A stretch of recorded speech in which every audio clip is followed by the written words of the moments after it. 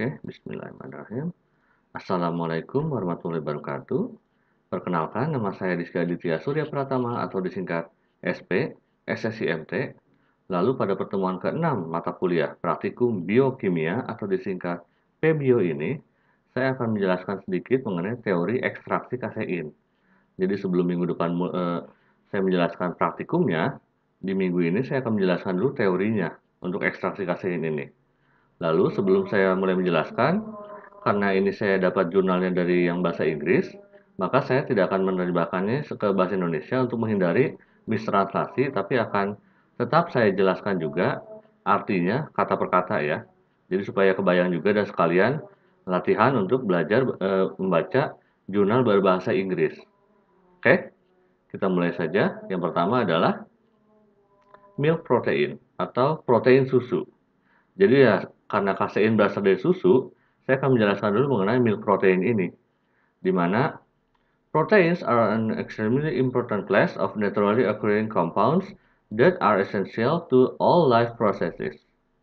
Jadi protein itu adalah kelas yang sangat penting dari senyawa-senyawa alami yang penting juga untuk semua proses kehidupan. They perform a variety of functions in living organisms ranging from providing structure to reproduction. Milk proteins represent one of the greatest contribution of milk to human nutrition. Jadi mereka dalam hal ini proteinnya ya, melakukan berbagai macam fungsi dalam organisme hidup, mulai dari menyediakan struktur sampai dengan ke reproduksinya.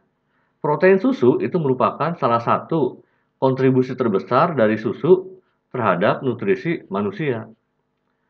Proteins are polymers of amino acids. Only 20 different amino acids occur regularly in proteins. Jadi seperti yang sudah pernah saya jelaskan bahwa protein itu adalah polimer dari berbagai asam amino. Dan hanya 20 asam amino yang berbeda yang dapat terjadi yang secara reguler atau teratur dalam protein ini. Itu kira-kira sekilas mengenai milk protein. Nah, berikutnya adalah protein structure atau struktur protein. Protein have the general structure like this.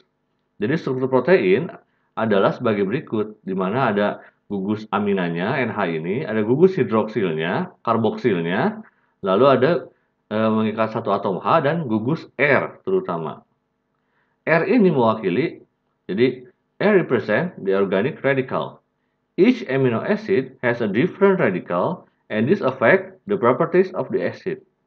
Jadi R ini mewakili radikal organiknya. Tiap-tiap asam amino memiliki radikal yang berbeda dan ini mempengaruhi sifat dari keasamannya. The content and the sequence of amino acid in protein therefore affect its properties. Jadi kandungan dan urutan asam amino dalam protein, karena itulah dia akan mempengaruhi sifat-sifatnya. Some proteins contain substance other than amino acids. For example, lipoproteins contain fat and protein. Such proteins are called conjugated proteins. Ada beberapa protein yang mengandung zat selain asam amino. Misalnya, lipoprotein yang mengandung lemak dan juga protein. Protein-protein tersebut dinamakan conjugated proteins atau protein terkonjugasi. Nah, berikutnya adalah mengenai conjugated protein tersebut. Jadi contoh-contohnya adalah sebagai berikut ya, ada 3. The first one is phosphoproteins. Phosphate is linked chemically to these proteins. Examples include casein in milk and phosphoproteins in egg yolk.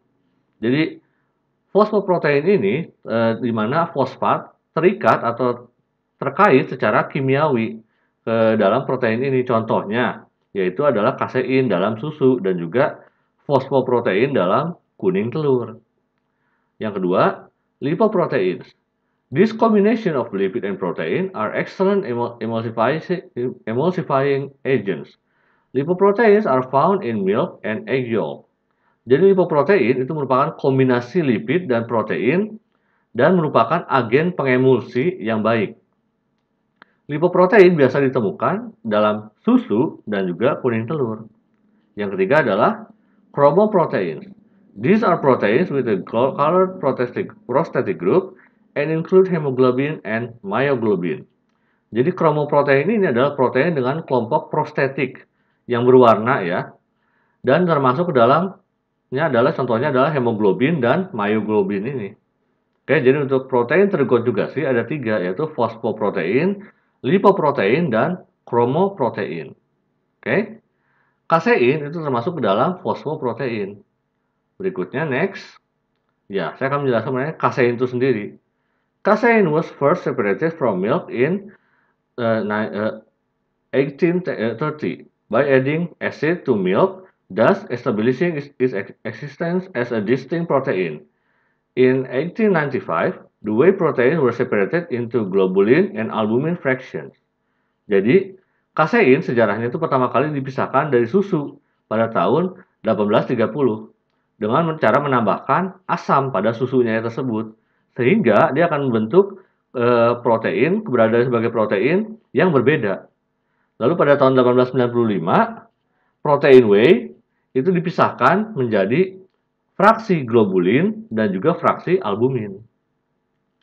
Berikutnya, it was subsequently shown that casein is made up of a number of fractions and is therefore heterogeneous.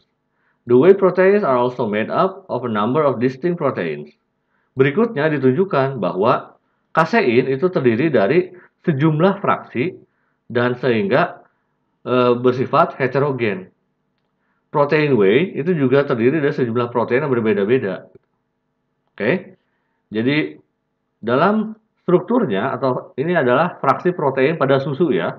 Jadi dalam protein susu di 30-35 gram per liter ini terdapat protein-protein minor, lalu ada protein enzim, ada enzimnya juga, dan 76-86% itu adalah kasein, di mana terdiri dari alfa kasein 60%, alfa kasein tersebut ada juga alfa S kaseinnya 45-55%, K kasein 8-15%, lalu ada juga beta kasein dan juga gamma kasein, yaitu beta kasein dari 25-35%, gamma kasein dari 3-7%.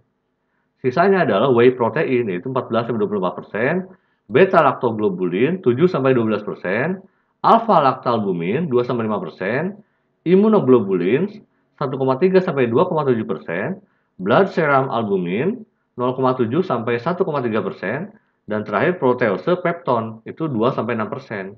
Itulah kira-kira fraksi-fraksi protein yang terdapat dalam susu, di mana mayoritas itu adalah kasein, yaitu 76-86% ini. Oke.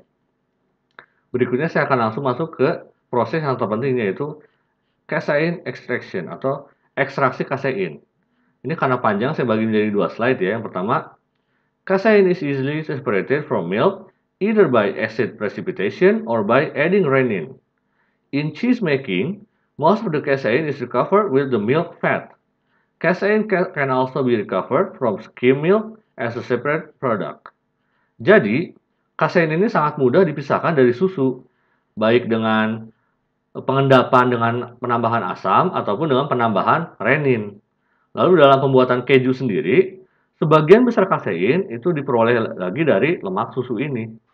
Kasein juga dapat diperoleh kembali dari susu skim milk sebagai produk yang terpisah. Next, casein is dispersed in milk in the form of micelles. The micelles are then stabilized by the K-casein.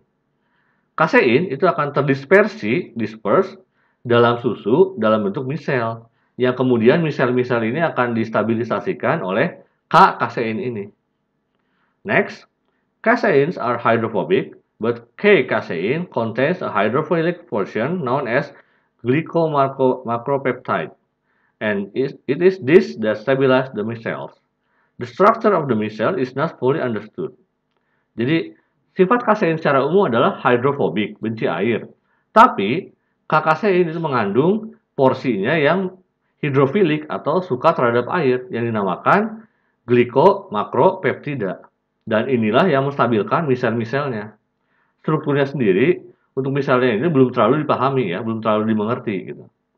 Oke, next. When the pH of milk is changed, the acidic or basic groups of the proteins will be neutralized.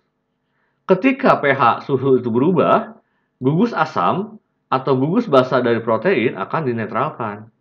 Berikutnya, At the pH at which the positive charge on the protein equals exactly the negative charge, the net total charge of the protein is 0. This pH is called the isoelectric point of the protein, or pH 4.6 for casein. Jadi, ini suatu fenomena penting ya.